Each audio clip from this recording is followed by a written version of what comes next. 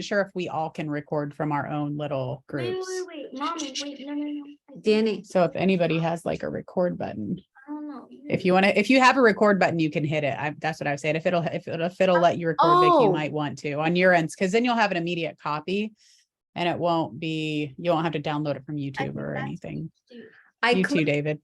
I have allowed to record local files. Do you want me to click on that for you, for each of you? Yeah, I think that would be good if you guys, Dave, Cannon, if you want to record it. It was only I'm not even sure where to click for to record. so Laura, it was only allowing for it to do it for you for some reason. Okay, I could only allow you to do it, but when I tried it with Chrissy and with David, yes. Laura, do you pay for Zoom? Do you have like a membership? I do, yeah. I think that's what it is. I just have like the free version, so I don't. Okay. Me too. Okay. Yeah, That's gotta fine. be I'll what just it get off YouTube. So I'll upload it to Vimeo if I get the recording and it works this time. I hope it did. It didn't last time for some reason, so I'll upload it and give you guys a link, and then you can download it. So I Cool. will also upload it on my drive, my Google Drive, and just like I shared the other conversation, I'll share this one with you too, so you guys can cut it and have it ready. Okay. awesome. I was thinking, should I post in the chat our lead magnets now, do you think? Yeah, I mean, you could do There. that. Okay, Just go to Yeah. Okay, more than anything, we just want to make sure you announce maybe the website yes. or the link. Okay, I'm gonna go back to our chat, Danny. Click on, Go get a sweater. click on Messenger. Click on Messenger right here, honey. Yep, right there. What do I do now? You'll see. So click on this one. Perfect. Now, go, Laura, I don't have the link to your stuff. Who's Chris? Mine is, did I not put it on here, I'll put it in the, Yeah, just put it into the chat. chat and it's just my website. I'm gonna go get. a Oh, it's sweater. just on your website. Yep, Okay. it's just my website. Yep, it's just the homepage on my website. Yeah, I see it there, right there. I see it. Okay. Mm, I'm just gonna send people to either my Facebook or TikTok, either one. I have the YouTube too. I just haven't done much with YouTube. Yeah, I see it there, right there. I see it.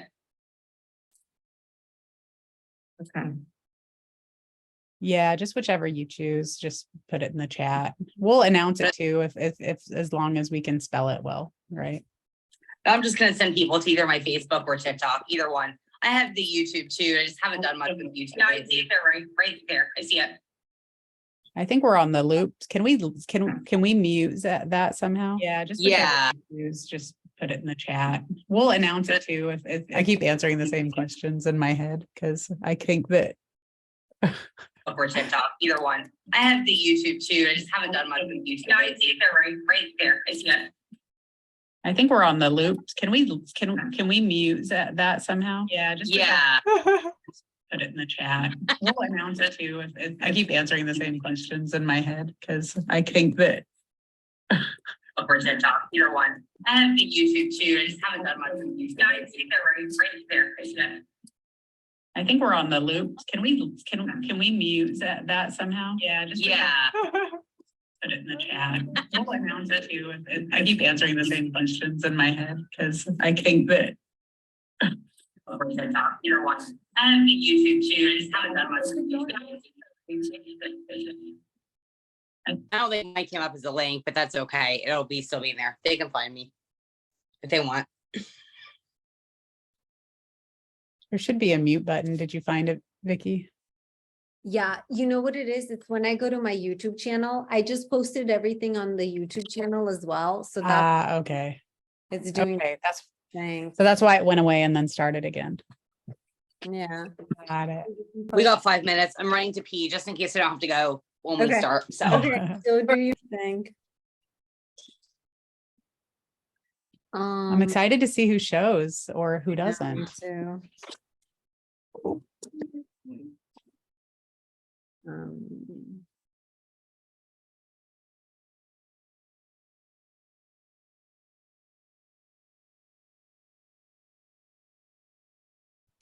That will kind of depend on how we set stuff up too, Q&A and what we talk about. And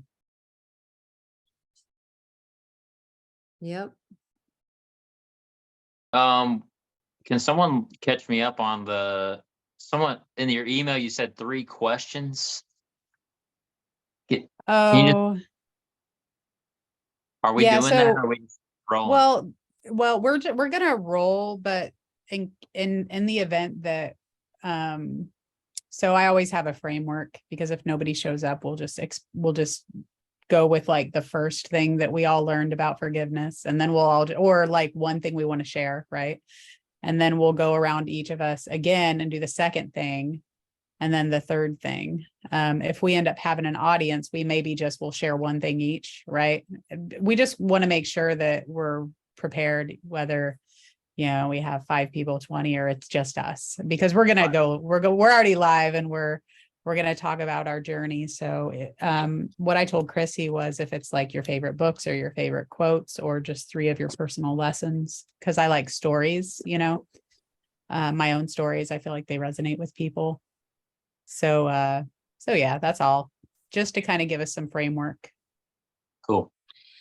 Yeah, I have and as far as the story, like I want to share that, but I just didn't know how much time we was gonna have. So I'm like, I don't know if I'm gonna I'll just go with the flow on that, because I just don't know. I can get going and I can not stop. So I don't know how much time we're gonna have. So Yeah, I agree. That's part of Baseball signs. I mean, Yeah, stop exactly. talking if someone does that. Mhm. Baseball science.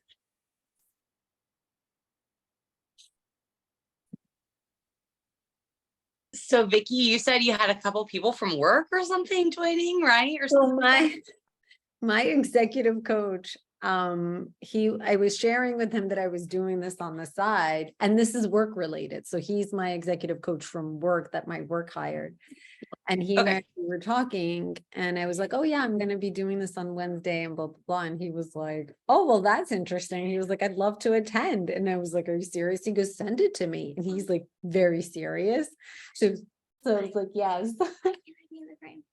Because honey, when we go live in 1 minute, it has to be professional. Okay. Yeah.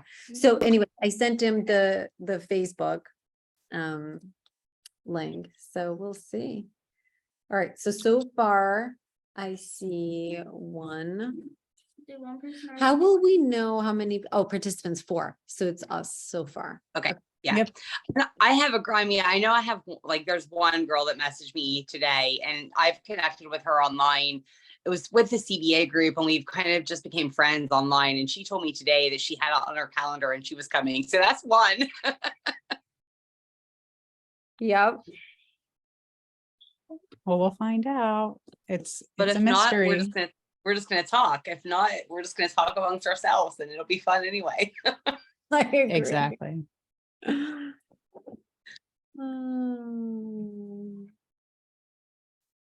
Vicky, do you want to do it? It's about 5:30. Do you want to do like your intro, just about what we're talking about? So if anybody's tuning in on YouTube right now. Sure. So on YouTube, we're at 1 person. I would assume it's me. And it'll be recorded too. So this will be up there for everybody to watch. All right. Fantastic. All right. So are we ready to kick off? Is that what we're saying? Yeah, I Okay. am. Sure. Why not? All right. Well, it is that time. It's 8:30 on the East Coast time, 5:30 Pacific. For those of you who are joining us today, welcome. We are so delighted to be with you today. We have special guests.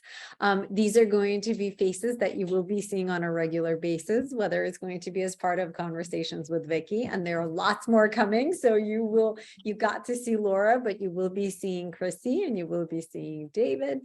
And welcome. Today, we're going to touch on a topic that, interestingly enough, is something that all 4 of us talked about during those interviews that I was doing and the conversations that I was having with you guys. And so this whole idea came through because the more that I talk to people as part of conversations with Vicky, the more I'm seeing this one underlying thread, and that is that at some point in our lives, we all struggle with self-love, and it can mean so many different things to different people.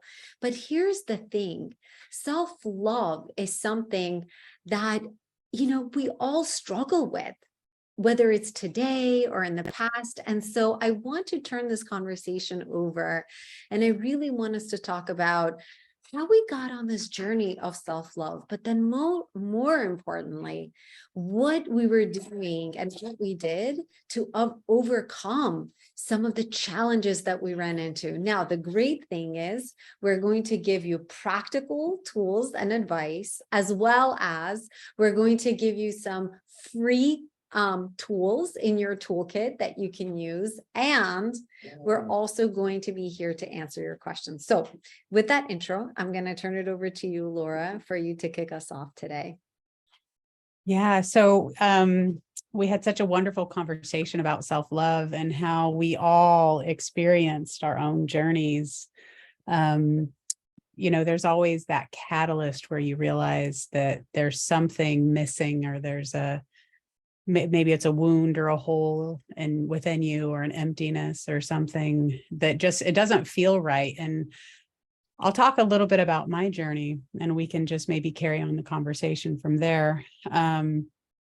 But a lot of what I did is I tried to find something outside of me to fulfill this, because I was so lost at where to look for it, and they say that they hide the diamond in the least place man is willing to look, and that's within. And that's exactly the experience that I had, was looking and searching and seeking, and then noticing that everything I was doing was reflecting me back within myself and then to look deeper. And it's almost like a resistance, because we're not really taught to do that, right? We're taught, society even teaches us to seek outside of us. So with that, I think all of our experiences are probably pretty similar across the board. But Vicky, why don't you tell us, I would like to share one thing that I want to learn, but just as far as like an intro, why don't we all just kind of talk about what was not what was the catalyst, but what was it that you noticed when it was an issue, that there might be a self-love issue? Like, what is it in your life that you were experiencing when you're like, oh, I don't love myself? Like, you had to come to that realization somehow, right? Oh my God, this is such a tough question, and you're kind of flipping it on me because I'm not used to being the one being interviewed. So my story goes back to COVID. So COVID was that moment of, I feel, awakening or reckoning for so many of us. And here's the thing. When you look at my life story was, I was one of those people, when you look at me, you think, oh, she's so extroverted. On paper, my life was absolutely perfect. I went to all the right schools. I got the right profession. I had the right job.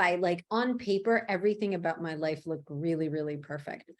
But one of the things that was happening for me is that I tended to keep myself really busy with friends and with, activities. And I was just constantly going. When COVID happened, it was that moment that forced me into complete stillness and isolation from all of those activities and people. And when I no longer had those distractions, I had no choice but to look at myself. And what was weird is that when I didn't have all of these external distractions, all of a sudden this hollow, screaming emptiness was yelling at me. And I had no idea what was happening for me. I had no clue where all of this was coming from, because if you looked at my life, check, perfect job, perfect everything, right? And yet there was such emptiness within me. And I would go on these walks alone and feeling so deeply lonesome. And I kept asking myself, well, if I am still with my family, if everything on paper is okay, why do I feel so incredibly hollow inside? Just hollow, empty as a drum, right? And that paradox that I was observing is what was pushing me and forcing me to continue to ask myself and to look within. And so that is what truly forced me into that introspection. And it is through that introspection and that need to just start to understand at least what is happening for me that started to force me into try to figure out what was going on. Now, interestingly, I didn't know I had self-love issues for a very long time. I didn't even know the term, to be completely honest with you, right? I knew the terminology of loneliness, emptiness, sadness, incompleteness. I felt extremely incomplete. So that's what I knew. And I was, it was like this ginormous jigsaw puzzle that I was trying to solve for myself. And I'll delve more into kind of, that introspection journey, because that journey to self, that's a discovery journey, is what ended up helping me figure out that this is what was truly happening for me. But that's what forced me to shine a light on the emotions that were dormant that I didn't even realize were there. Mm-hmm. Yeah, that's so well said. And I can relate to that. It's like, we're all human, and it's, like I said, there's a catalyst. There's something that gets us to reflect upon the emptiness. So Chrissy, how about you? What was it in your life? Maybe not like a specific situation, but what was it that you realized when you realized I have a self-love issue or a challenge?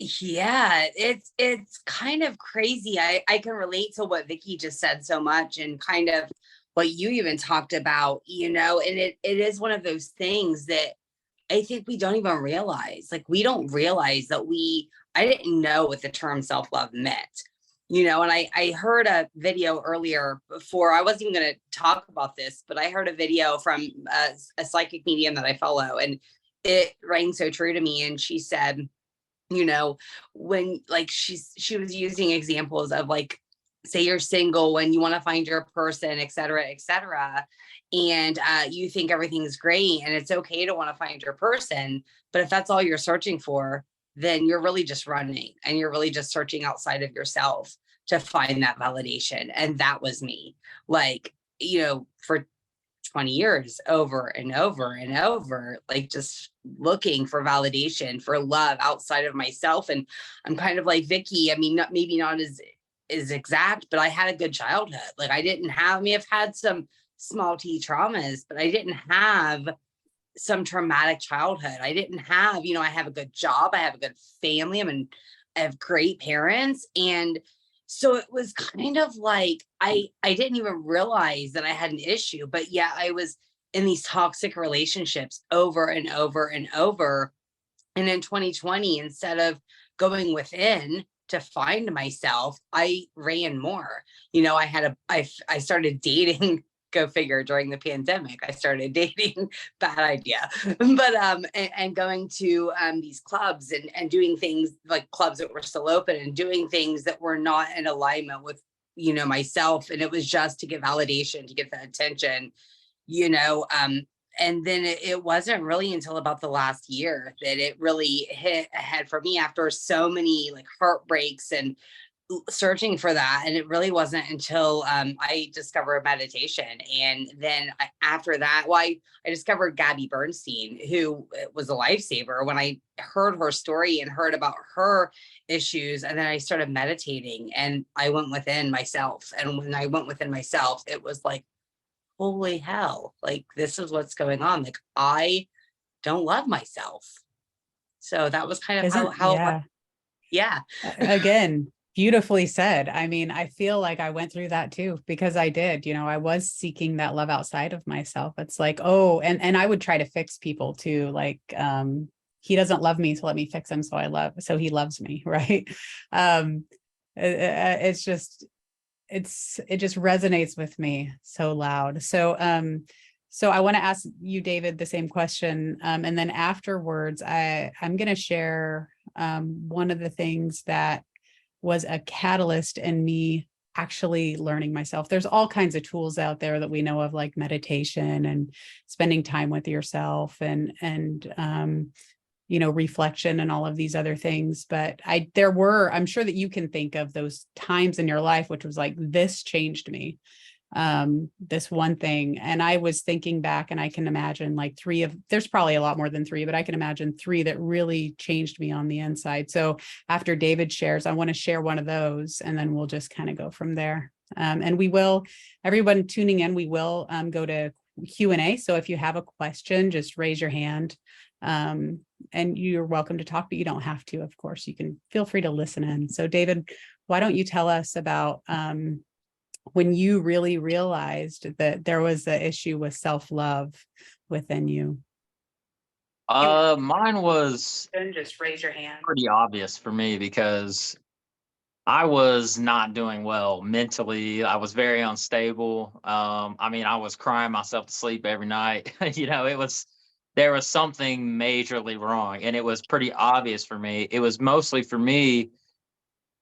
It's weird, the discovery of, I don't really call it self-love as much as self-esteem is really how it started for me. That's kind of the language that I first encountered. And the first step of self-esteem for me was reaching out of what I knew wasn't working and trusting that thing in me that was saying, hey, go and find the answer, go and find what's going on here. Because I was in a community that was very closed-minded, that was, very much guilt, shame oriented. So it was kind of a dual action, and I had an immediate sense of relief just by taking one step. And it really kind of, I don't know, it's like the road sucked me in, like I took one foot in and then it was like, oh, I'm gone. And then bam, it was like my life changed overnight and then just continued to change. It was really just reaching a point of unbearable inner turmoil, and the suffering was just too much for me to process. And I was in college at the time, and I was just doing horribly.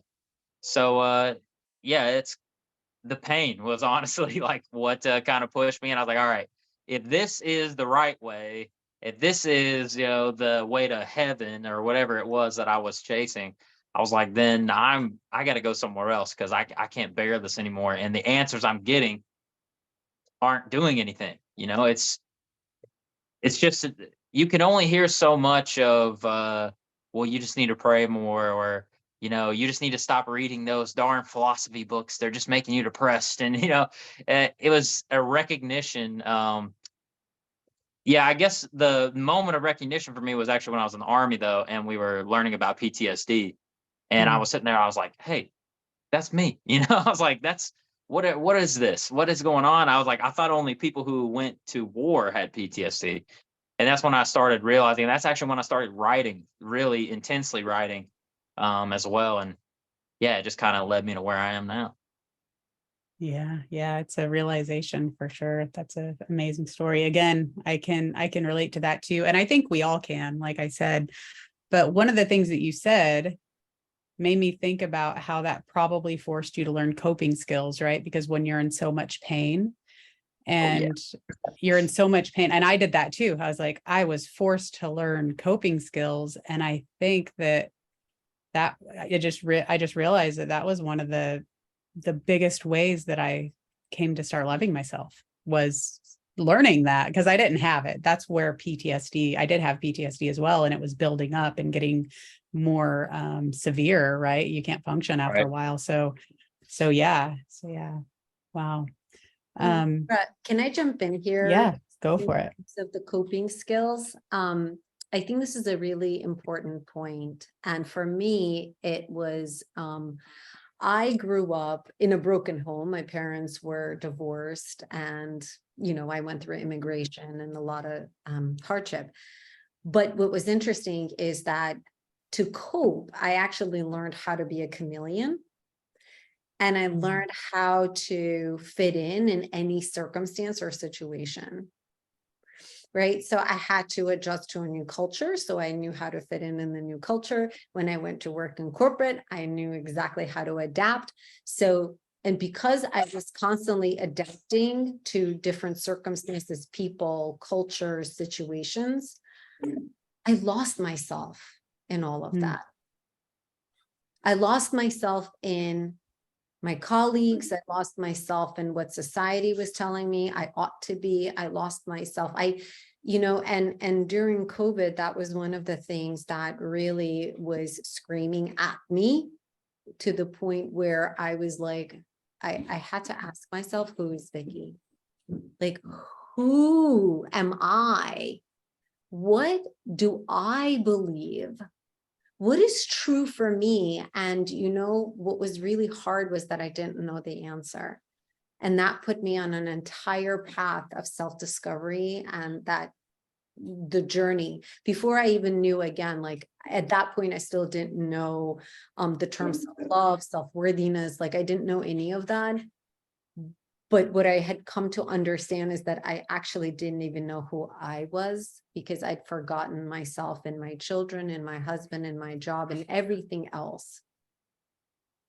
And so I just wanted to talk about that adaptability, when we go through whatever, or even if you don't go through a difficult time, I think just as a way of like life happening for you, or to you, that's what ends up happening, is we just lose ourselves. We forget to ask ourselves, what do I want? What's important to me? Who is underneath there? Yeah, I feel like you and I could write a book called Losing Yourself to Fit In, because that's exactly what I did too. My mom had 5 kids, and if you were getting attention, you were in trouble for something. So you just want to sit back and like sit in the back, like as quiet as you can. Nobody, if you're not noticed, it's good. And you do just learn to survive. It's that childhood thing where you're put in a situation and then you just adapt quickly. And then even as an adult, I did the same thing. I said, oh, I must be doing life wrong. I need to go get this corporate job to fit into society, because whatever I'm doing isn't working. So I must need to do what society's supposed to be, what they tell me. And it just made it worse. So I lost myself by trying to fit in too, so much so that after I tried that, I was like an empty shell. I was like, okay, that didn't work. So yeah. And then that's when you're like, okay, fitting isn't the answer, right? Because we're not meant to. So I remember going through this journey, and as I was going through this journey, and like when you learn something, you just like want to go out there and share it with everybody. I don't know if you guys like went through that, right? Yeah. And so I would talk to, especially like I would find women, but men too. Men struggle just as much as women. That's the thing, right? And maybe David, you can speak to that, but I would talk to these women in corporate, right, that I would be friends with. And I would look at them, and we would be on Zoom during COVID, and I would say, who is, I would say the name, right? Who is Sarah? Who is Jane, for example? And they would literally sit with tears in their eyes, and they would say, gosh, no one has asked me that question in so long. I don't know. They would look at me, and we would sit and cry together, because I didn't have the answer either. But I would be like, that's what I'm going through. Like, I don't know who I am. Like, that's where I'm at. And, my colleagues, they would sit across the Zoom and they would just cry with me. And so I think that if I can, I hope I'm not interrupting anyone, but I think it's interesting that it seems that no one, well, I can't say no one. I'm trying to think how I want to say this. It seems that there's very little curiosity about others in our culture, the way we're raised. We're taught who to be, but it's like you hit this point in your life where you realize, has anyone ever been curious about me? Has anyone ever been curious, like brought that kind of like, I want to know the depths of you. I want to try my best to fathom these parts of you, what's under that surface of the ocean. I want to see what kind of life is teeming under there. And that's, I really like what you said, like, because when you just sit down and you're just curious about another person, it instantly, especially in certain places and cultures, it instantly hits someone. People either panic, and they're like, oh, they want to hide, or they just feel that they feel seen. And I think that the self-esteem, the self-love journey is really starting with being curious about yourself, and not approaching it as who am I gonna be? But like, what is this? What's going on here? Because everyone pretends to have the answers, but no one really does. I remember just a quick story. I was using ayahuasca to help me with PTSD. And I remember my very first experience. Um, I just walk up to this door and it said employees only.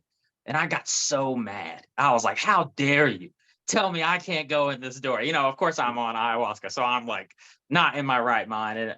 And I'm like, all of a sudden something just came to me and it was just like, there's nothing back there that you don't already know. And I was just like, huh. And I started thinking about it and just this kind of unraveling started to occur. And I was just like, oh, and in an instant, I saw so clearly that nobody knew any more than I did about me. In fact, I was the only one who was ever going to know more about me. Other people were just going to assume, but I was the only person who could ever actually know me fully. Other people can try. And that's when all the projection of, my history and past and culture just started melting away when I realized, oh, nobody knows, especially not me. So might as well get to work, right? Yeah. I remember I said, I stopped communicating with myself. Like when we're younger, we're born with, I think we're born with it. Cause I remember having conversations with myself when I was younger, like, oh, I'm going to go play outside. Okay, this is great. How do you like this? Or how do you like that? And we innately as kids, I think, know what to do to make ourselves happy when we're kids. And then I remember I was probably 37 years old and I said, gosh, I haven't had a conversation like in my own head with myself. I'm like, who is this person I'm even living with? Right? Like, what do you like to do? I don't know. What do you want to do today? Well, I don't know, and it's such an important relationship, like our relationships with other people. It's like we want to love them and it's that reciprocated thing. But when we realize we hit a wall with ourselves, it's like there's no reciprocation because we don't even know who this other person is, right? So it's like the ego and the self and the personality, we're all trying to love each other and get along, but we don't know each other, and we're faced with that. So exactly. Beautifully said. Yeah. Well, I also think it's generational too, because, like, I think there's one element to it is the curiosity aspect of it. But, if you really think about 1 or 2 generations back, right? I think about my mom or my grandmother. I don't think they were taught to ask themselves. Like, I don't think it just like societally, right? Like, no, there were so many pressures to just survive, just to put food on the table, right? Like we were, as a society, as the humanity, right? We were so focused on just survival that no one asked you, like, who are you? Like, you didn't have the time to get philosophical and to contemplate these bigger questions, right? And so as we're growing up and that's not imparted upon us, yet, it takes us decades to come to the point where we go on that introspection. Whereas now, I'm a mom, I have 2 kids. I absolutely encourage introspection because I've gone down that path on that journey. And now I want that for my children. And I want them to have that sense of self and to have that inner voice guiding them. Not just because I feel like with my generation, my mom's generation, you were basically like told what to do, right? Like down to Exactly. like, my mom, right? Like it was like my grandmother, her husband was selected for her. My mom was kind of, her husband was like, my dad was kind of selected for her. She had some voice, but not a ton of voice in that, right? So you just think about how we evolve as a society, as humans, as beings, and and hopefully what we're doing right now and shining a light on that is going to help the next generation so that they start to introspect and to ask themselves that question. Yeah, I 100% agree. And, I was raised by a single mom and I was a single mom and I had, with one income, I was the same thing. I lost myself in the survival of just every day, just cleaning, working, managing schedules. So I do for sure know it's like, look at the projections or the how you were programmed in your childhood, but also in adulthood, because it didn't end in childhood. Because I had to deal with a lot of adult programming that I was like, wow, that person wasn't good for me. What did I learn from them and how can I unlearn it? Right. So Yeah. And I think I just want to touch on, I hope I'm not interrupting either, but something she said, and I think it was very, such a key point is, if, because there is a thing as multi-generational trauma, and there is such a thing as, I mean, there's scientific proof now that like things that our ancestors experienced, we do carry with us. And so I think it really is important to get some of the young people before they're married, before they have children, to understand these concepts and to kind of help break those cycles, because then we can break the cycles and not have the people going through the stuff that we've had to go through, because they're going to be healed already. So I just wanted to touch on that little aspect there. I think that is also one reason I like to say that forgiveness is understanding, because when you really start to see the chain that we're all attached to and that we've all come from, it's like you said, I can't remember who it was just now that said, I don't think that they were taught this. I don't think they knew that. I think it was Vicky. And you really start to look back and you see that it's like, there wasn't access. It's like you said, it was my family. I'm just the second generation that didn't grow up on a farm back in the hills, and it's like, I talk to my papa all the time and he tells me that he was kind of that philosophically minded kid, but like there wasn't space for that. It was like, who am I? Doesn't matter. You go milk the cows, like it just doesn't matter. Like it. And now I feel like it's actually a good thing. It's like when society, or we get to a level where, the basics of life it's kind of like breathing. It just happens and you're not thinking about it. And it gives us a chance to expand. And in that expansion is where we find the totality or the wholeness that I think is the very fabric of self-esteem, not just on the individual level, but also on the collective level, is what is the whole of me? And when I'm not focused on survival, which is really kind of a fear instinct, when fear is melted away, what does that leave space for? And if you can answer that, I feel like we spend the whole rest of our lives answering it, Yeah, very well said. I agree.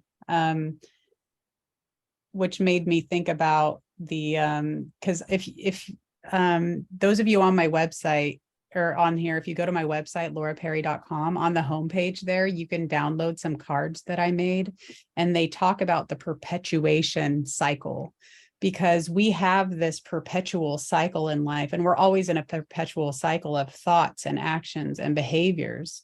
And that cycle of the lack of self-love, I'll call it that, is just negative thoughts about ourselves and negative emotions and negative behaviors, and they self-perpetuate each other. And so my goal with making those cards and writing an ebook is to change it to just it's still a cycle, but it's a different cycle that gets you on a higher vibration, right? It just, you get positive thoughts, then you get positive emotions about yourself, and then you have positive actions. And those three things feed each other, perpetually. And like you said, David, it expands. So it's like you build this, you start with a little momentum and you're going through the sludge of it, right? You guys probably felt that when you're like, okay, I'll do this for myself. Fine. I remember when I went on my first backpacking trip by myself, I was terrified, but I was like, I like to do this and I want to do it. So I'm going to go out in the middle of the woods and I'm going to do it. But I did it. And when I came back, I had the evidence and the thoughts of like, wow, you did that for you. You had fun. Here's what loving yourself feels like. And here's a little bit of momentum to carry you through the next one. And it literally, like you said, you become that cycle. So it replaces one cycle with a whole new cycle. and it's a different way of being. And I think it's one of the most profound experiences that I've had in my life. And I could go really deep and just like how it was always there. I just wasn't paying attention to it. Like the self-love for ourselves, it's always there. It's innate. We just don't notice it because we were trying to fit in, or we were going through, whatever we were going through. Trying to be And what we're whatever supposed else. to be.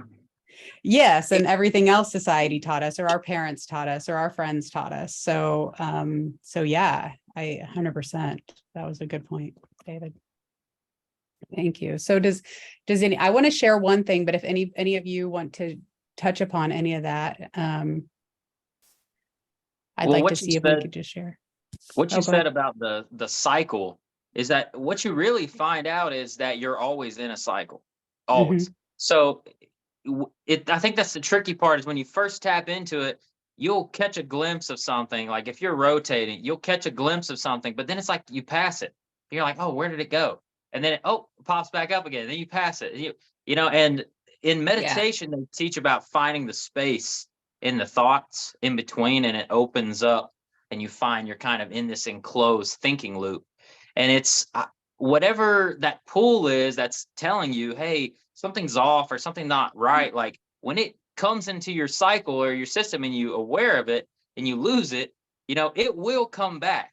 And so I like what you did. It's about being ready when it shows itself to pounce on it, to take that action. And that confidence over time, the more you do that, you're actually building confidence because you're entering back into relationship with you.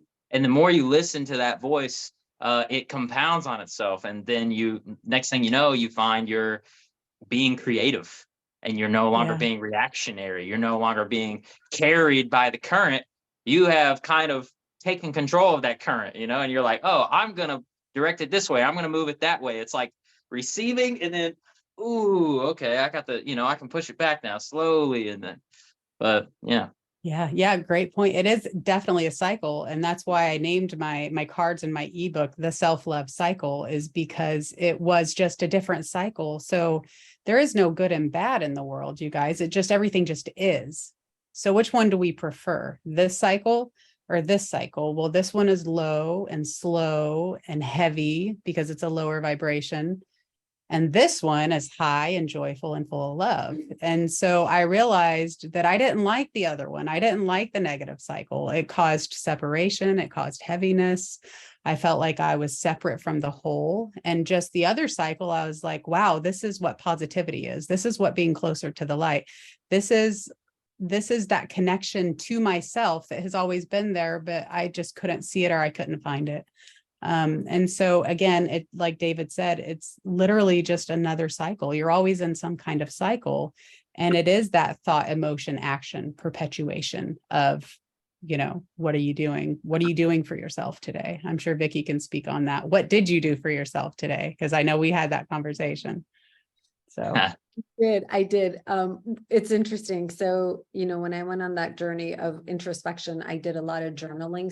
So that's how I actually went through my self-discovery journey. That is like literally what I would ask myself, like, did I do one thing for myself today? Or, how do I feel today? How did I show myself love today? Anyways, like I asked myself a lot of different questions, and I prepared some journaling prompts for anybody who wants them. But I think it's really important to introspect and to reflect on yourself. The other thing, though, that I did learn through my journey is that what you resist will persist. And so you talk about these cycles, and I think that it is really difficult for us to get out of repeating the same cycles over and over, until we will continue to repeat the same cycles over and over until we actually look at what is happening for us, right? And life will, when you start getting on this path of introspection, awakening, however you want to think of it,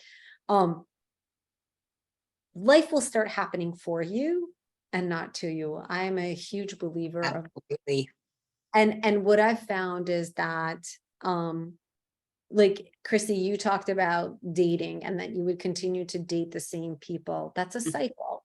right? Yeah. And it is not until you shine a light on and recognize the fact that this is happening for you and that this is happening in your life. And I think that pain is going to scream at you so loud that you're going to be forced into looking at that, right? And so we will, like, I think that's one of the things that is both beautiful and scary about this journey, is that you will be forced to look at what is happening for you. Not painful enough? Well, let's get it even louder and let's get it even more painful until you will notice it, right? And so that's what I love so much, Laura, about your cards, because it helps you see the points and the, I'm going to call them key moments of truth. I'm bringing in my day job, but those are kind of like those key points in the journey, in the cycle. And it is not until you shine a light on it and you see it for what it is. And I love the way, Laura, you said it's not about good or bad. It's just about seeing it, because all it is, you know, Chrissy, you talk a lot about the small T and the big T trauma, and maybe you can delve into that a little bit more, but it is not until you see it that it can dissolve. That's the thing about the paradox in seeing what is there, right? That's the paradox, is that we tend to suppress our emotions, suppress our thoughts, push them away because we're so afraid of what is there. But the moment that you look at it and the moment that you accept it and the moment that you stop judging it is the moment that you can transmute it. And maybe, Chrissy, you can speak to the small T and the big T, because I know you've done so much work around that. I have, yeah, and I think that was so beautiful, Vicky. I just have to tell you, that was absolutely beautiful. And you're right, becoming aware is the most important. I mean, that is the first step. Like, you have to become aware. This is a shadow that lives underneath the surface, and so we have to become aware of what is going on. And it's hard sometimes, but journaling and meditation and going within, it's, you know, that is really the key. And yeah, small T and big T trauma, you know, and it is something that I did learn from Gabby, and I did a lot of research on it, because we think about big T trauma as like abuse and molestation and pandemics and all of these other things. And those are things that, you know, are oftentimes you get help for. Like, you recognize that it was a huge trauma, and you go and you get counseling, you get therapy, you get all of these services. But small T traumas they can be almost worse in a way, because people don't get help for them. A small T trauma is, you know, like I had a whole friend group leave me in junior high. You know what I mean? That is a small T trauma. That's a huge issue as a junior high school kid, to have your whole friend group like start rumors about you and just leave. You know, that's huge. It can be bullying at school. I remember being 5 years old and wanting to, this is a silly story, but needing to go to the restroom, and the teacher not letting me, and I wet my pants in class. And I remember everybody laughing at me. That was huge. That was huge for a 5-year-old kid. That's a small T trauma. You don't get help for that. You don't even talk about it. It's just something that happens, but it builds up. And that's basically how it is. I mean, and it can really be detrimental. And it can really cause some really some major things to happen psychologically to you that you don't deal with until you're 43 years old or whatever, you know. So yeah. Yeah, I see it like a broken leg. That's gonna kind of cut your workout for you. It becomes very obvious. You're not gonna be able to walk, But then a thorn in your foot, you're like, well, I can deal with it. I can deal it. But over time, it festers. And next thing you know, you got to amputate because you got gangrene or something. You just kept pushing it off and pushing it off, and pushing it off. And it's either one. It's literally just an element of time, and we know that time is relative to the experiencer. So, it at the end of the day, I don't. I think like we use like the small T, big T trauma, but at the end of the day, like when it comes to self-esteem or self-experience, you just have to be honest about how much an experience meant to you. If it meant a lot to you, then it meant a lot to you. There's no sense in trying to pretend it didn't. Like who cares how small or big it is? Like if it mattered to you, then it mattered to you. And that's what this whole thing about understanding yourself is. You have to know what matters to you and what doesn't. Some things some people can let roll off their back, and another person, it's like a shot in the head. Like it's learning yourself. Yeah, that's beautifully said. It reminds me, David, about I have this foundational belief that under all of this, we're just these beautiful shining diamonds and we're all polished and everything. But there's just this dirt and then dust and then everything piles up. And then, before you know it, you can't see yourself anymore, and when you take the steps to start uncovering and clearing off all the dust and knowing yourself and learning about yourself and finding out what really matters, to you, and like you said, you just a little bit more light comes through every single time. You get brighter and brighter and brighter. So yeah, totally. I 100% agree with you. And that's a really good point that you made, is if it matters, it could be the smallest thing, especially with trauma. Some people bounce back right away. It took me 7 years to get through PTSD. Me too. So yeah, I mean, I didn't think I was ever going to get through it, and I had never talked to anybody that had gotten through it, and there was nobody to tell me how to get through it. So, and they're like, oh, that happened. I remember the counselor telling me, oh, you can't have PTSD because it didn't happen to you. Or, oh, no, you didn't go to war. That you didn't go to war, so you can't have PTSD. And I was like, Oh what? my- I need to find a different crazy. doctor. What? I know. Oh my gosh. That's crazy. I know. That was the medical industry Yeah. 7 years ago, Yeah. So, and it's still kind of hard to find help. I end up trying 16 different therapies, and I finally found a few, that actually changed my life, but I had to go through all Western medicine first. So Yeah, Jerry says that's still the medical industry, and she's right. I mean, I'm in the medical industry, and it is, I'm a nurse, and so it is changing. But it's still the medical industry. Like, it's really hard. I do know that it's changing. There are people that are starting to delve into this stuff, but it's still a very slow progress. So good point, Jerry. It really is still a slow progress, and so we're making headway, but it's nowhere near where it needs to be. it's nowhere near where Eastern medicine is. I tell you that. So, Yeah. naturopathic doctors, and there's Yeah. a lot of that. So yeah. So, so I wanted to share a little bit about, I'm not sure if we're going to get through all three of our things that we all wanted to share, but one of the things that I wanted to share is that when I was at my, how rock bottom has a rock bottom, and then sometimes rock bottom has a rock bottom. Well, I ended up at 39 years old, moving out of my apartment. And I was in this relationship that wasn't working out for one reason or another. I had moved in with my boyfriend, and I was like, that's a terrible idea. I can't, this is moving too fast. I need to breathe.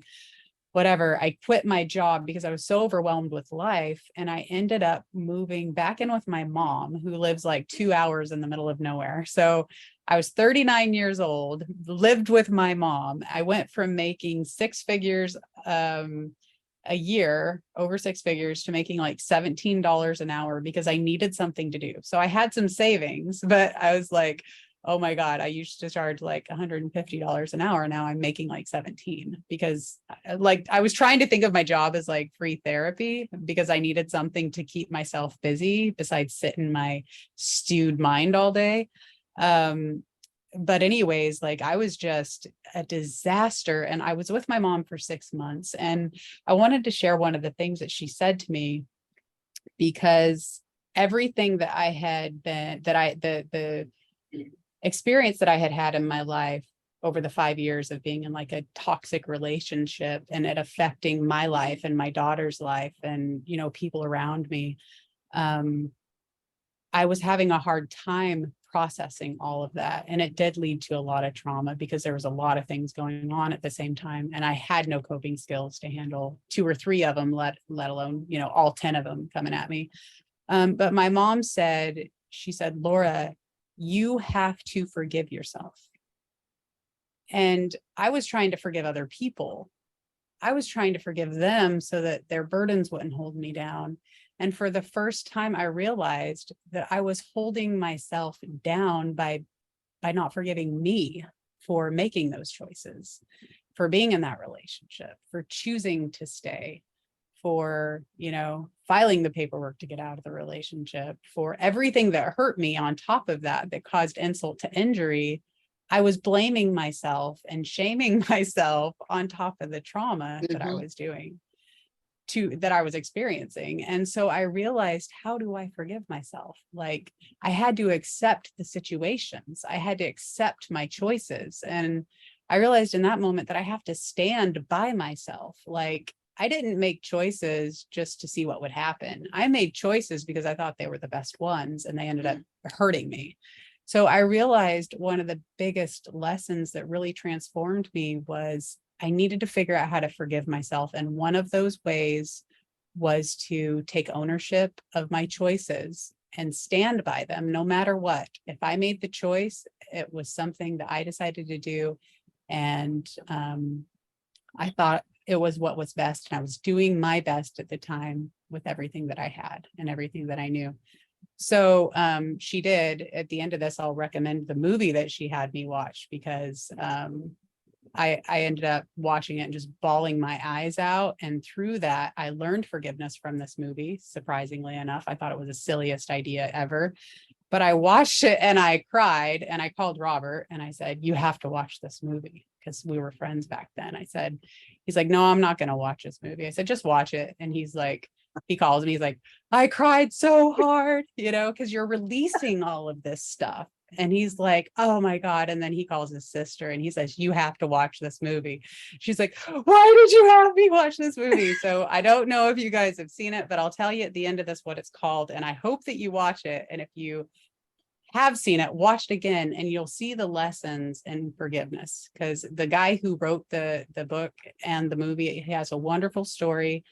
And he ended up like writing the book and it not being published for like 5 years. And then it just turned into a movie. And so, yeah, there's also a workbook that goes with the movie. I didn't even know these things existed. So it's just one of the ways that I learned forgiveness, not only for other people, but for me too. So that was one moment in my life that shook me to the core, and I released and learned and graduated to a different step. So that's what I wanted to share. That's beautiful, Laura. I love that. Your mom sounds like a beautiful human being. And like, I'm literally like, I don't know if you can see it, like I have tears in my eyes right now. Like, that was a beautiful story. So sorry, but I'm crier. So anybody watching, like, I'm an emotional person, so I tend to cry. So yeah, that's okay. I am too. I'm not crying right now, but I am an emotional person. So Laura, I love what you said, so one of the ways that Chrissy and I connected was through our discovery of Gabby Bernstein, because, when all of this was happening for me, I had no idea what was going on, and I just knew I needed help. And the funny part is, I really used to laugh at the self-help industry. I used to be like, what loser needs help? Like, who needs self-help? This is so dumb, right? Like, I used to laugh in the bookstore and I'd like walk right by it. What right? even is self-help back then, right? Exactly. I was like, what the heck is self-help? And who are these emotionally damaged people, right? Because I never thought I was emotionally damaged. But anyways, that's not where I was going with it. But but one of the ways that Christy and I connected, she was like, I discovered Gabby Bernstein. I was like, I discovered Gabby Bernstein. She at least started to tell me like that spirituality is a thing, that meditation is a thing, right?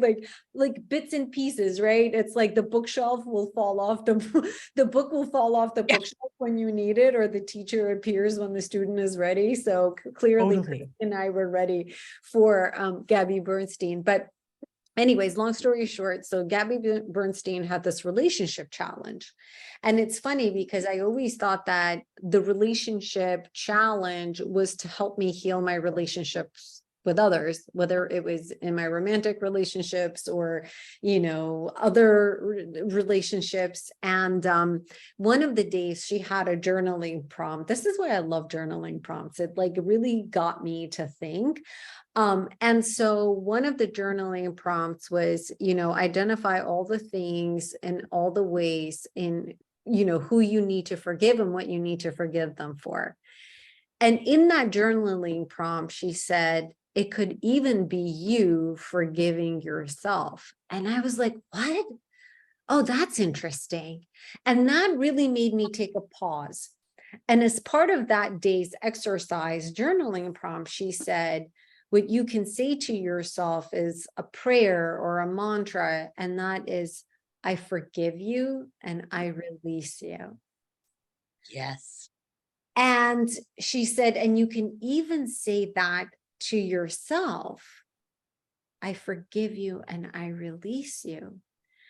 And so I did the journaling prompt that day, and I was like a good student. I wrote everything out and I reflected. And, you know, the following day, that phrase just continued to stay with me. I forgive you and I release you. I forgive you and I release you. And, you know, in my meditation that morning, I sat and I said, I forgive me and I release me. And when I said this to myself, I mean, when I say cry, sobbing. And there was such a deep release when I did that. And then I was doing that for 30 days because like every day I would do it, every day I kept crying. There was so much that I felt I needed to forgive myself for. You talk about choices, you talk about decisions. Listen, we all have things in our pasts and our histories, some things that maybe we judged ourselves for, or that we weren't proud of, we didn't feel good about. Like, there's no such thing as perfect. I certainly had that. And so I just would cry and cry and cry for days on end every time.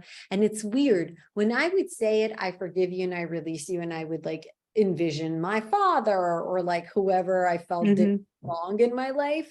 I never cried. It was more like, all right, I'm forgiving you because I just don't want you in my energy. I just don't want you in my field. So I just want to get rid of this heaviness and this anger that I have towards you, right? But when I would say it to me, I would just cry and cry and cry. And so for anybody who is feeling any sense of, you know, holding on to whatever it is that you might be holding on to, I highly recommend in your meditation to kind of go through and to forgive yourself. It really helped me. I forgive you, I forgive me, and I release me. It really helped me. So if anybody is, you know, struggling with that, try that in your meditation. Absolutely. I just want to touch on that for a second, and because it kind of goes along with that. But if anybody's heard of I think if I pronounce it right, Ho'oponopono. I don't know if anyone's heard of that. It's an old like Hawaiian thing that they do, but that's what they say. And that the words are, I'm sorry, please forgive me. Thank you. I love you. And that's, again, kind of the same thing. If you say it in your meditations and you're basically taking responsibility, but you're also forgiving yourself. You're saying, I'm sorry to the divine, whoever has been in your life. And you're basically like releasing your energy field and you're letting it all go. And there's actually been, I can't go into it all. We don't really have time, maybe in future, lives that we do, I'll talk about it, but it is something that has been done, and people have been very healed by those 4 words. So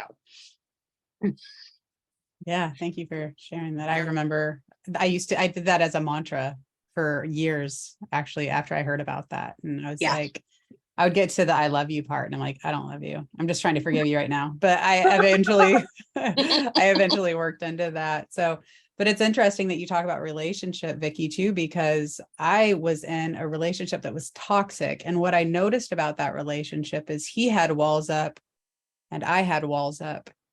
And the walls that we had up between each other were equally proportionate to the walls that I had up within myself.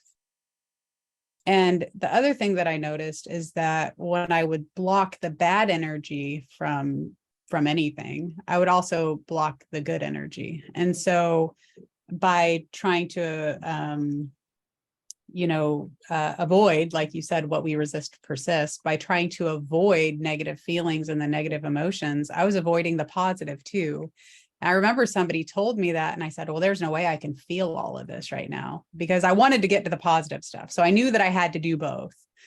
And I remember laying on the floor one day and I just had decided, oh, I'm just going to start feeling this, stuff to see what happens. And I was just like, you're so tight in your chest, and I just relaxed and I just started feeling it. And I noticed that I didn't die. And for some reason, I thought that I was going to, if I just sat with the emotions, and along with the feeling and the mantras and the self-forgiveness, the good feelings started coming in too.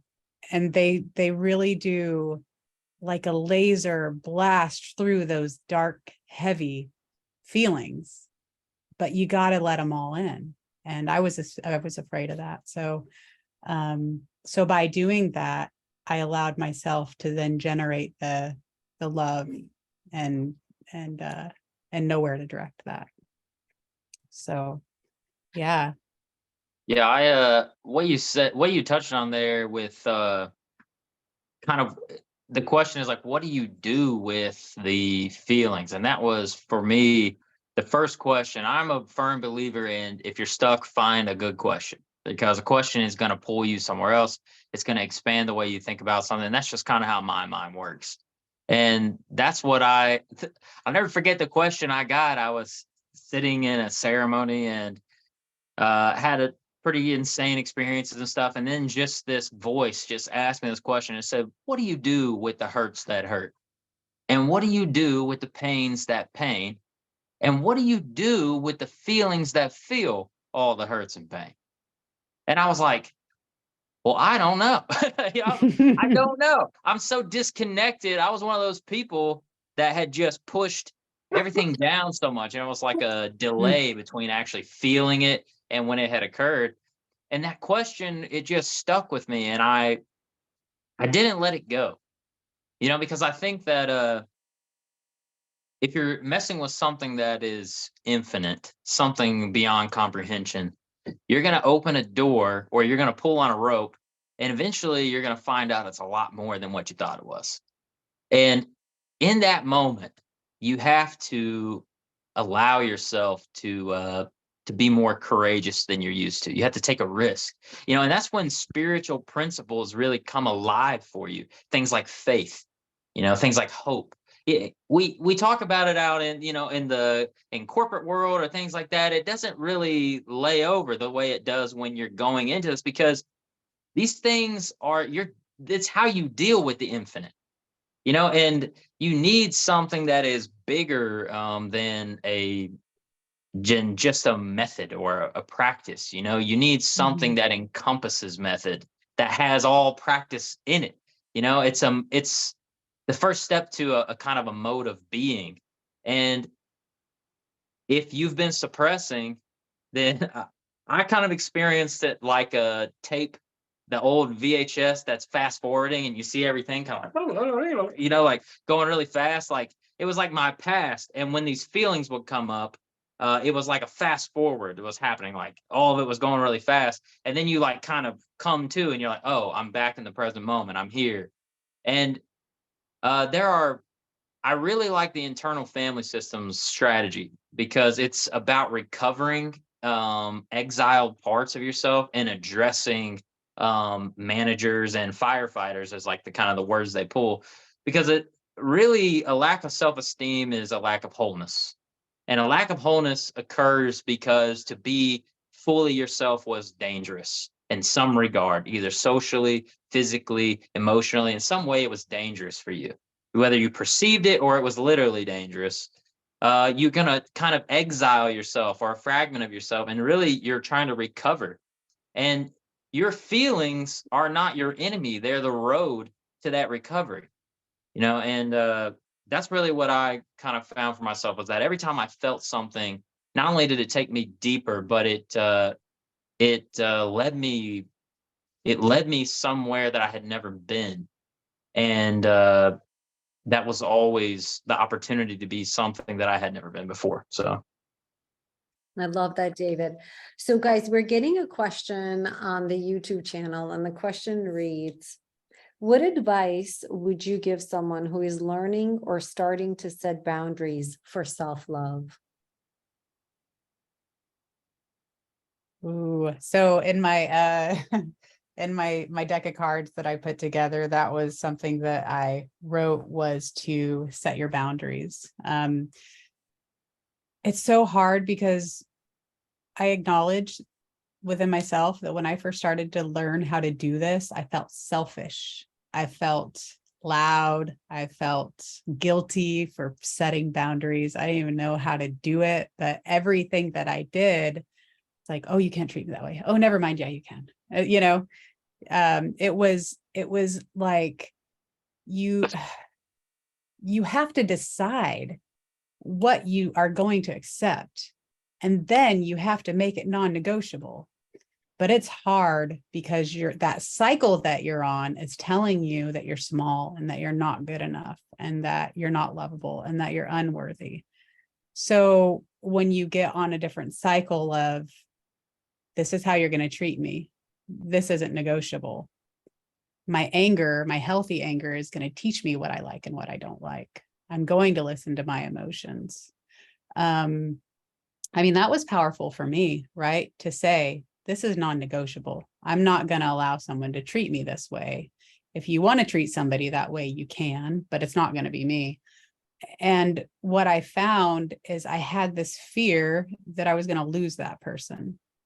And then I realized that I can't, if somebody isn't going to respect how I need to be treated, then it's probably not best for them to be in my life anyway, because if they're not going to change, they're just going to treat me like crap forever. Right. So I had to get really serious with myself and respect myself and be bold and say, it's non-negotiable. This is how you treat me. This is how I like to be treated. These are my boundaries. And with a healthy person, it depends too. I'm sure you guys all know this. If it's a healthy person, you can chat with each other, talk about it, talk it out, but if it's an unhealthy person or a toxic person, there's always like some kind of manipulation or some kind of confusion. You're like, I'm just trying to tell you how to treat me. I'm in a healthy relationship and I've never had that this is how it's going to go. This is how you're going to treat me, because he just kind of knows, but we also talk about it, so that I think that really, really, my opinion, I don't know whoever else wants to touch upon that, but my opinion is it depends on if it's a toxic personality or if you're having a healthy relationship, but it really is. I just want to finalize by saying non-negotiable. How you are treated has to be non-negotiable, and you have to respect yourself because nobody else is going to do that for you at the end of the day. Chrissy, your mic's not on. You're on, you're muted. Sorry, my dog was barking, so I turned it off for a minute. Now you're off camera. Well, while Chrissy is unmuting and getting back on camera, David, do you want to touch on that? Oh, Chrissy, you're back. Okay. There, sorry. I'm sorry, guys. I turned my mic off because my dog was barking. I don't want her to disturb you guys. So I have to touch on this subject because that was so beautiful, Laura, and it's kind of goes along with what she said. I was somebody who did not set boundaries. So for anybody listening who's not in this situation already, who's someone who's like not in relationships, the best thing to do is set boundaries up front, because once you set them up front, they are non-negotiable, because then that person doesn't look at you as like, oh, okay, like where'd my person go? Like you're different now. However, it sounds like, a lot of us aren't in that situation. So, and like Laura said, it depends on the relationship. I was with a narcissist, a year ago, and thankfully I had already started my healing journey. So I kind of already knew within a couple months what kind of person he was. But like she said, it has to be non-negotiable, and you can't be afraid of losing them, because if they aren't willing to respect your boundaries, then they are not worth having. My person, he was like basically posting pictures with other women when we were together. And I finally gave him that. And I said, you know, it's enough is enough. And I went to his house and I got my stuff and I said, I'm done. And he said, like, he tried to tell me I was a bad mom. He tried to degrade me. And I said, no, I'm done because you aren't worth my time anymore. And that was basically the start of my really, when I finally realized I loved myself. So I just have to, I mean, it's kind of what Laura said, but I'm so passionate about that. You just have to understand that it's non-negotiable and you are worth more than whatever. Like, if someone doesn't want to respect your boundaries, just know that you're worth it. You are worth having somebody who loves you and who will respect your boundaries. So that's all I have to say. Yeah, if I can have a chance to answer, if we have time, I think on the boundaries are directly related to self-esteem because as you know who you are, one of my favorite philosophers, Nietzsche, said, and I'm paraphrasing it, he says that the lonely one offers himself too quickly. And when you don't have self-esteem, you're looking for something, you're looking to get something. And without self-esteem, you're going to be a little bit desperate. So when someone offers you anything, you're like, I'll take it. I'll take it. And it's really about self-esteem. As you get to know yourself, you're like, it doesn't resonate with me. And so as you kind of get to that place, first of all, you're no longer influenced by everyone else's opinion. So when someone lashes out at you, you see that there's a problem happening with them. There's some kind of thing. And so it opens up empathy. And then on top of that, it becomes very simple. Setting a boundary is just saying, I'm not going to pick up a poisonous snake because that would be dangerous. You know, you don't have to judge or criticize or anything like that. You just see that this is not healthy. You see that this is in alignment with what you're creating. And so you don't pick it up. As a painter, if you're painting a blue sky, you're not going to dip it in the purple paint. You know, it just, maybe if you're blending, I guess, but too technical for the metaphor, but you get what I'm saying. You know, like you just, with self-esteem, you're not looking to get something from the world. You have everything you need right here. You know, one of my favorite quotes from the Bible is, I've learned to live with a little and I've learned to live with a lot. Or Alan Watts says, enough is as good as a feast. You know, when you hit that place of just being content and knowing yourself so deeply that you're like, I don't really need anything.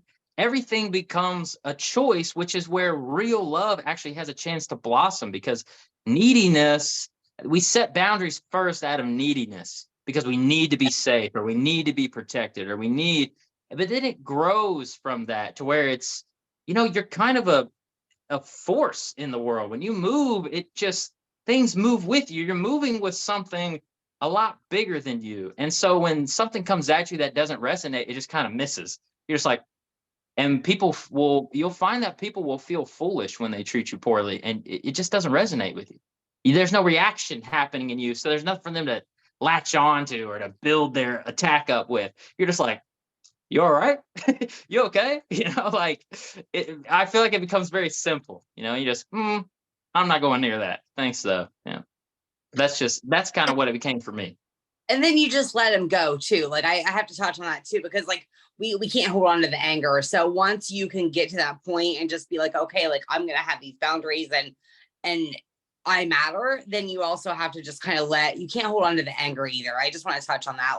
Like Laura said earlier about forgiveness, you do have to kind of forgive it because you're forgiving them for yourself, not for them. So just remember that. Don't be angry about it. Just kind of understand that you're worth it and that you matter and that you can have boundaries and it's okay. And the people meant for you will find you, and just let it go and then just be done with it. That's it. I love what all of you said about it, but you know, like in my experience, and this is again, opinion of one, journey of one, but in my experience, I found that in order for me to create the boundaries, I had to have a healthy dose of confidence and self-respect to even get to the point of setting those boundaries, to be completely honest. And I think that for anybody who is at the onset of this journey of, you know, not having of not feeling into their own self-worthiness and self-love, I think it's really hard to establish those self boundaries. I think it's really hard because that takes courage. Like when you don't have self-love, it's really, really scary to raise your hand, to speak up, to have your authentic voice be heard, not the voice that not say the things that you know are safe. Because like I said, I was a chameleon and I knew exactly what was safe. I knew what to say when, but my voice wasn't coming through. My voice wasn't coming through. A voice was coming through. And it wasn't until I started to, through painful experiences, through failures, so I did some really crazy things on my self-discovery journey. I literally would sit down, and journaling was a big part of my journey. And I would write out, like, what are the things that I'm really bad at, that I'm really afraid to try? So I had things like pottery on there because I am so not artistic. I can't draw a stick figure to save my life. I can't paint. I can't do pottery. I can't play tennis. I was petrified of playing tennis because I'm so not coordinated. I identified all the things that I was really awful at. And I said, okay, those are the things I'm going to go do. So I started to take these low risk chances, low stake risks. How's that? Like the stakes weren't high. Like if I fail at pottery, I'd fail at pottery. And every single week I'd show up and I couldn't put the clay on the wheel, and the teacher would sit and babysit me the entire time because I was awful at it. And in tennis, I was clearly like in the beginner class, but I was clearly the worst of the beginners. It was like so embarrassing. I would like sometimes shake on the court because I was like, oh my God, I'm never going to hit that ball. Right. And so you go through that, like, right. You go through that discomfort. In that discomfort, I started to gain self-confidence, not because I was good at things, but because I was okay with failing, and I was okay with being wrong, and I was okay with being bad at something. In that confidence, I started to find my voice. And when I started to feel into my confidence and my self-worthiness, and I started to see me for who I am, and I respected myself for showing up, not for doing something well, but I was respecting myself for showing up despite being really awful at something. In that, I found my voice. In that, I found my confidence. And in that, I found the courage to have the boundaries in my life and then to voice those boundaries. And so I think that there are a couple of baby steps that need to happen before you can really put up the boundaries that you need to in your life. So I kind of like wanted to tie that together. That's beautiful. And I do agree with that. And I think that was so beautiful because it is hard, and we make it sound easy. Like I feel like I now I'm like, oh crap, because I feel like I made it sound like it's an easy thing, and it's honestly, whoever asked that question, it's not easy. And I don't mean to be flip about that, because it's not freaking easy at all. Like it is one of the hardest things. I'm gonna cry again. Seriously, I've got tears again. But it's literally because I just think back to my journey, and it's not easy. For 20 years of my life, I let people treat me like shit, and I didn't care. Like I thought that I had to have the validation to be worthy. And so whoever asked that question, whoever's watching, just understand that I know it's not easy. And what she just said was absolutely just amazing. So anyway, sorry. I'm crying. No, that I cry all the time. You made me think though, Chrissy, it's not easy because it's something we've never done. So there's like a lot of unknowns and you don't know what you're doing. And Vicky, you made a beautiful point. There are some foundational things because you don't even really know what boundaries you're making. So it sounds like when you went out and you were almost grounding yourself in who you were and grounding yourself in that self-acceptance of being good or being bad at something. It didn't matter, but you were also just spending time with yourself. And I did that in a different way. But one of the first things I had to do too was just, I didn't even the communication. I didn't communicate with myself. And I almost like had to take notes and say, is this okay with me? Let me go check with Laura. Is this okay with you, Laura? You know, I love that. I love Laura comes back and says, this is not okay with her. She doesn't like it. Is she sure she doesn't like her? Or does she just, because your feelings are so, you don't even know why you're doing stuff, right? You're like, am I doing this because I love the person, or am I doing it because I'm letting them walk all over me? Am I being a doormat? So there's a lot of that communication figuring out that I personally had to do. So, but that was the questions I asked. Is this okay with Laura that she's treated this way, you know? And I really, someone on the chat here made a beautiful point too, is that I was like, would I want my kid to be treated this way? Because sometimes you don't see the perception when you're in it. Like, if this was my daughter and she was being treated this way, would I think it's good? No. Okay. Laura doesn't like to be treated this way. Right. So that communication with yourself and just getting to know your likes, your dislikes, and your preferences, for me, it was one of those first steps too, Vicki, like you were saying, those foundational steps Absolutely. that I took. As you get to know yourself too, it really is, I just want to emphasize that it really is a process of mastery. You know, it is self-mastery, because the things we've mastered, we don't think about, you know, like breathing. I don't have to sit and think about breathing, you know, but there are times when that process gets interrupted. You have to think about breathing. Yeah. I don't know if you've ever been in a situation where you had to remind yourself to breathe. Those times exist. You know, when something comes and knocks you off of your nature of what's just natural flow, it kind of forces you into a Yes. moment, you know, it brings you out of just kind of that flow space. But as you stack up, like Vicki mentioned, having the anxiety on the tennis court, you know, shaking and like being embarrassed and all that, like that's a part of mastery, you know. And as you master yourself, even setting boundaries will become like breathing. It just happens. You're not thinking about it. It's just, you know, you flow into it, but it doesn't start that way. Nothing that you try to master is going to start with you being the best ever at it, unless you're some kind of Mozart, you know, which there's only been one Mozart that I know of, you know, like or Ramajan, the math genius. I don't know if I'm even saying his name right, but you know, it's gonna start. Confidence is earned, but self-esteem is inherent. And once you get the self-esteem, the inherent part of it, your confidence can be earned just by practicing over and over. And then next thing you know, you're ripping, you're shredding it, you know, and you don't have to think about it. It just flows. Yeah. Yeah, that's so true. It just becomes a part of who you are, and you don't have to do the work anymore, because your boundaries are energetically, people feel them. And that's the Right. problem, is that they don't feel them.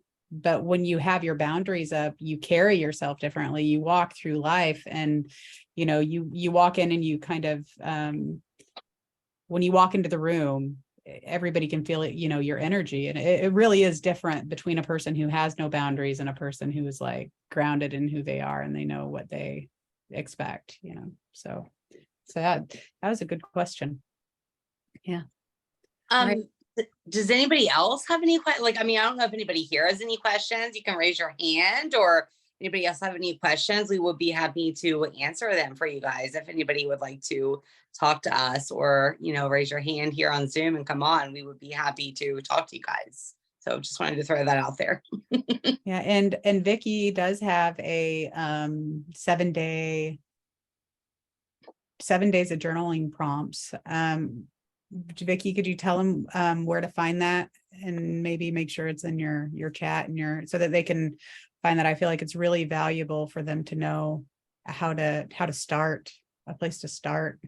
Yeah, I mean, thank you for that, Laura. So like I said, you know, a lot of my introspection happened in my writing, like in those types of exercises or journaling prompts, because the problem I had was I didn't know where to start even, right?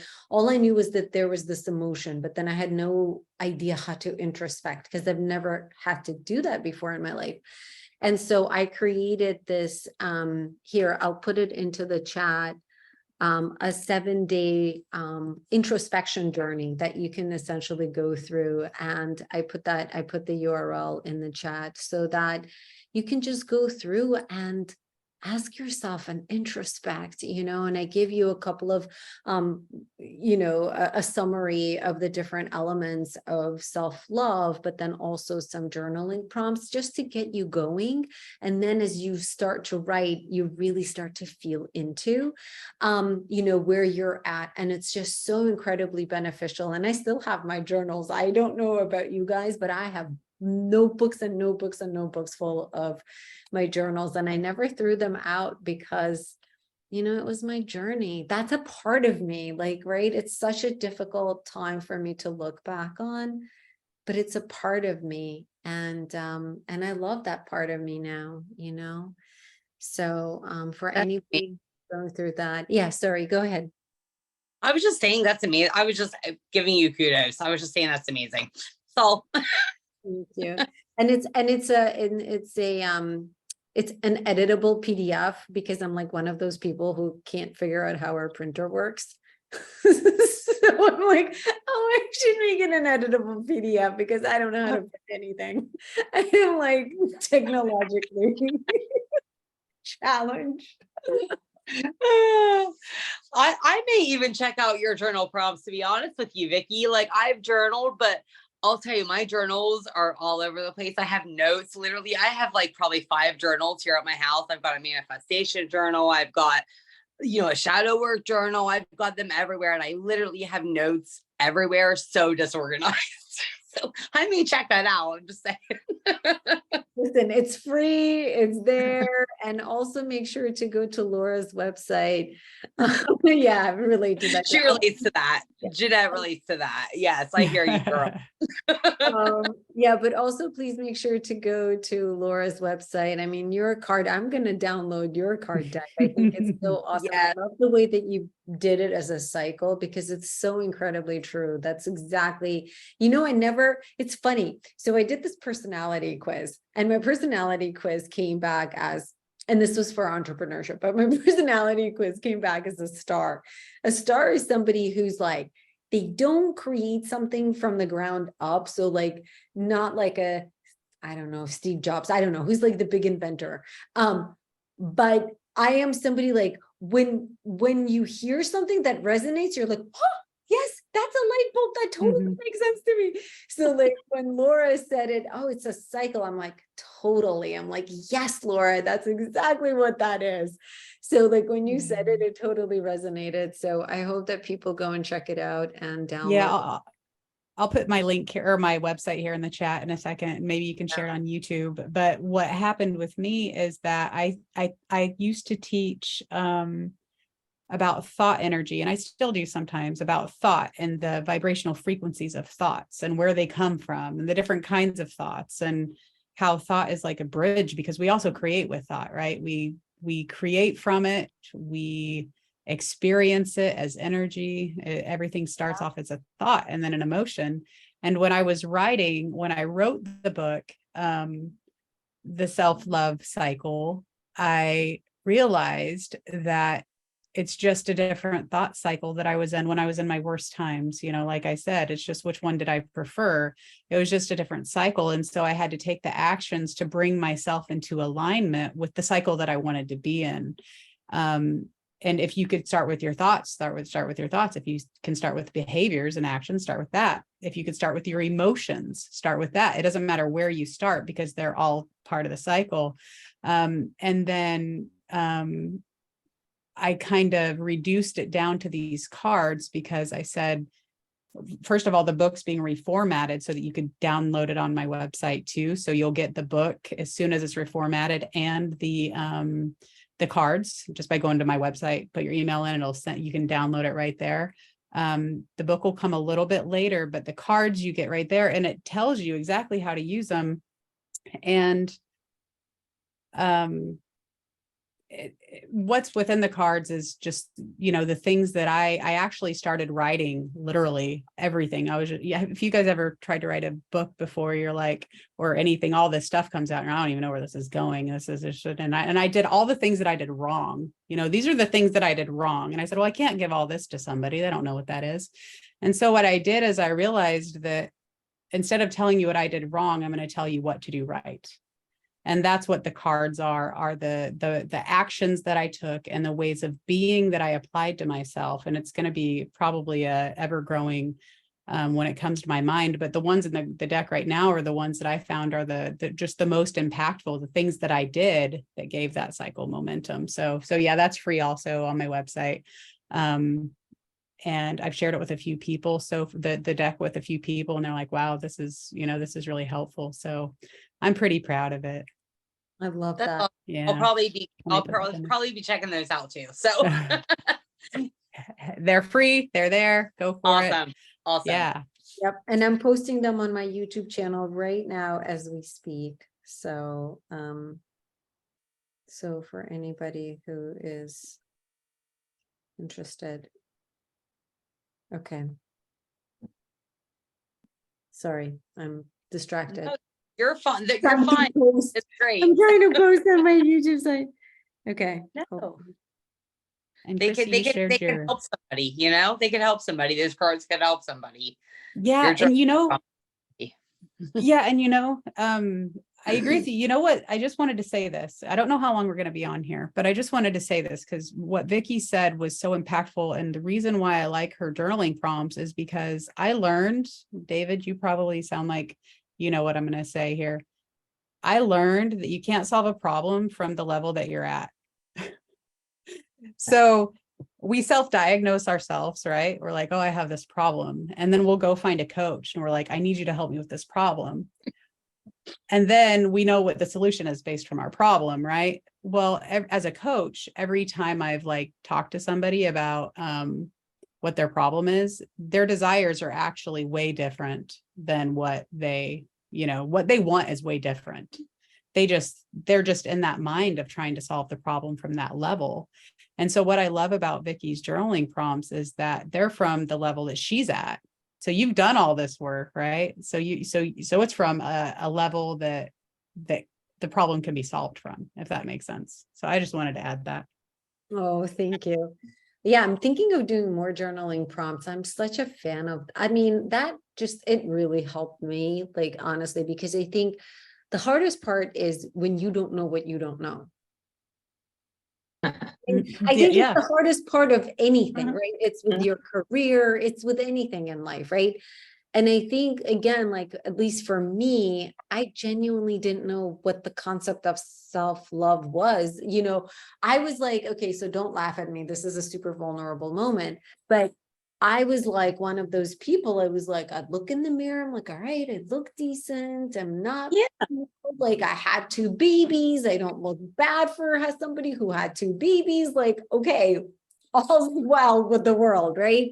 Because I thought that self-love was like the external, never realizing that it's actually the internal. It's that inner, right? And so, and I remember talking to a friend of mine, she and I, we were out to dinner and she was going through a divorce. And I said, what prompted your divorce? And she started sharing with me and she said, I didn't have self-love. And I was like, well, what do you mean you didn't have self-love? I'm like, you're so accomplished and you're so amazing. And like, I think the world of my friend. And she was like, Vicky, I would look in the mirror and I wouldn't like who I saw. And so I remember coming home, looking in the mirror, and I was like, no, I like who I see. That was right. Like, that was that. And then COVID hit and like this whole thing, right, unraveled for me. So I'm just seeing that, like, it's all about where you're at. And I think a lot of times you just don't know what you don't know. Exactly. I relate to that so much, Vicky, because I was kind of the same way before. And I would look and and I'm like, oh, okay, whatever. And so if anybody, the thing that I want people to take away from this whole conversation from me is it really does take going within. It takes going within, whether it's journaling, whether it's meditation, whether it's walking in nature, whatever it is for you, whatever works for you is what is good for you. And you just really need to take some moment, especially right now we're in a Mercury retrograde, which is astrology. It's a whole other thing, but I mean, it is really a good time to go within yourself and just figure out what it is you want, who it is you are, look in the mirror, say affirmations to yourself. That's a huge help for me. I wake up every morning grateful, saying affirmations. I mean, it's just really time to go within. And that's just the final point that I want to make to everybody watching is just, it's really an important time to go within right now. Yeah, I in dealing with that, I think that you move like what Vicky was talking about. She would go and look, and kind of had this materialistic idea of like what Mhm. was, not to be judgmental, you know what I'm saying. But I think it's moving from to know yourself, you really have to move towards your felt experience. And instead of looking out there, you have to start looking at your thoughts and kind of watch them move through the space in your mind and watch as it kind of, that's going to be different for everyone. But as you watch it, one of the greatest tools I learned was from the Fifth Agreement. The guy, Don Ruiz, I think it was Don Ruiz Jr., wrote the actual Fifth Agreement because you have the four agreements, which is great. But the Fifth Agreement is great because it says, be skeptical, but learn to listen. And you don't have to believe every thought you have, and you don't have to believe every feeling you have. Oftentimes, and this is where I go back to like the internal family systems, there are parts of you that are trying to do jobs that they are not equipped to do. And they actually want to do something else, but everyone's covering down. Like in the military, someone falls out of rank, well, you cover down. Someone falls out, you still got to carry the weapon, still got to carry the bag, still got to carry it. Like, doesn't matter. Someone's doubling up. And that's really what's happening kind of inside of you. You have to move to the felt experience without believing everything that is coming across the mind, especially it really comes down to that conditioning, like when you stop attaching yourself to every thought or every feeling, it's going to feel like dissociation at first. It's going to feel like a whole lot of, I don't know. But it goes back to what Vicky said, like you don't know what you don't know. So you really have to create the space for new possibility before you can know anything, because you already know what you've known. You want to know something new. So it really, you have to allow yourself to enter that space of flux, and it feels very weird to be ungrounded. And some people experience symptoms of psychosis. It just depends on what kind of person you are. You're going to have weird feelings. And that's why I would just say, like, be skeptical, but listen and be curious. And the thing that resonates with you, you'll know what you're looking for when you see it. You're like, oh, okay. And that thing will get deeper. So you'll understand it at one level. And as you move through, it'll open up and you'll understand it at a deeper level and a deeper level. But that's only going to come through application. So once you learn it, apply it, and apply it with your full force. So Tony Robbins, that's a big name. He always said, I can't remember if it's rapid massive action or massive rapid action, but either way, it's you just go with it. And we've touched on it 100 times in this about not being afraid to fail and all that. It all kind of it starts to come together, and you enter a new flow. And when you get in that space, you'll start to say, you'll come across something, you're like, what if I try it this way instead? You're like, oh, nope, that wasn't good. Then you're like, oh, wait, this is actually way better. It's trial and error. Choices are both our educator and the evidence that we've been educated.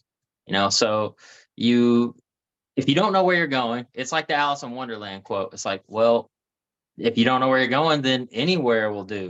Just start by doing anything. Like, Vicky, I don't know if you still play tennis, but like, obviously, yeah, all right. So like that grew into something for you. Maybe I you pick love up it. something. I am Maybe loving it, and I'm actually having fun with it now. Awesome. There you go. I love the tennis story. I love the tennis story. And not only that, I now recruited a friend who's going through a divorce. No, made a disciple. and I'm coming to play tennis with you, Vicky. I want to play tennis with you now because it sounds so much fun. because you know what? The perfect coach walked into my life. Like literally, he's like amazing. I recruited my girlfriends. We're having like Monday night is fun. It's fun night for us. And we have such a tremendous time. Like I went from being horrified of it to like actually having fun with it with the right tennis coach and so I think David, I'm sorry I interrupted you. I just had to share that I'm like loving it now. I think all of this is to say the journey is hard, but it is so worth it because you end up somewhere completely miraculous on the other side of it. Something miraculous and unexpected awaits you on the other side of it. Something you cannot even imagine. You can't even predict, but it is magic. I love that. I love that. It's just have fun along the way, right? Have fun along the way. That's what it's about. That's what the journey's about. And don't be I- afraid to suffer. That's what I'll say. Don't be afraid of suffering.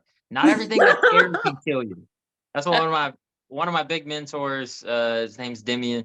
That's what he would always say to me. He's like, Cannon, not everything that's scary can hurt you. You know, it's when you realize that the monsters, a little story I wrote was this was when I was first kind of getting my chops with children's books. That was my first attempt. And one of the little characters that he goes into Plato's cave, and like these are big scary monsters, but then Plato shows him like when you go into it and bring the light in, then you see that the shadows actually can represent something that's very small.